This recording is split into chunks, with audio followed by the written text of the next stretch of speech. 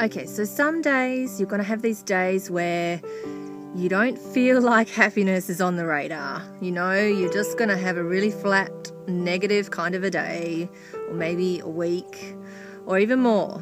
And if you turn to your spiritual community or your spiritual friends about it, you may cop something like, oh, don't worry, just call on this angel or this being and it'll be all right. Or how's about, you need to raise your vibration, you know, you can't stay negative. So come on, you know. In being spiritual, it's not all about preaching love and light and keeping our vibration super high. I really don't like the term raising your vibration. I think that it sets us up for a bit of a idealism that spirituality is some kind of ladder that you climb, and the higher you get and the higher your vibration is, the more awesome you are. And I really want to steer away from that because it's an unrealistic point of view. To me, it's more about unpeeling layers. You already have everything that you need within you, everything. And so spirituality gives you a platform, a safe and loving one, where you can actually peel back layers of yourself to reveal who you really are and find out who your authentic self is. And that's the key. So you already have everything you need. You don't have to always turn to a supreme being or clear your chakras and this kind of stuff.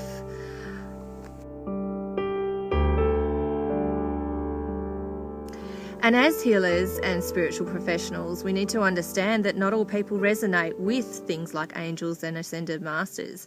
That's one tiny aspect of the big, real picture of spirituality. You have a mind, body and spirit, and we embrace all three. This life isn't about trying to chase ourselves back to our energetic being and our place in the universe. We're here as humans and we chose it, so we need to go and be human.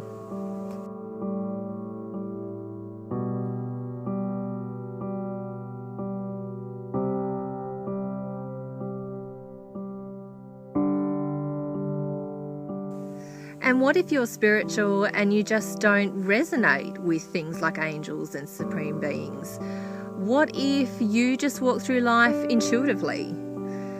That's like a raw power to me. That's the most simplistic form of spirituality that there is, and it's also the most powerful. You don't have to have all these methods and rituals and practices in place in order to be a spiritual person. You don't have to go around preaching love and light every day as if you know it all. And you certainly don't have to go around judging people.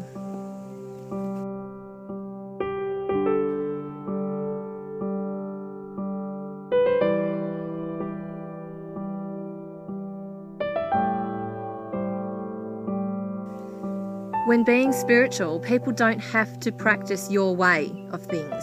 We really must lend understanding that they will choose what's best for them, even if we feel differently.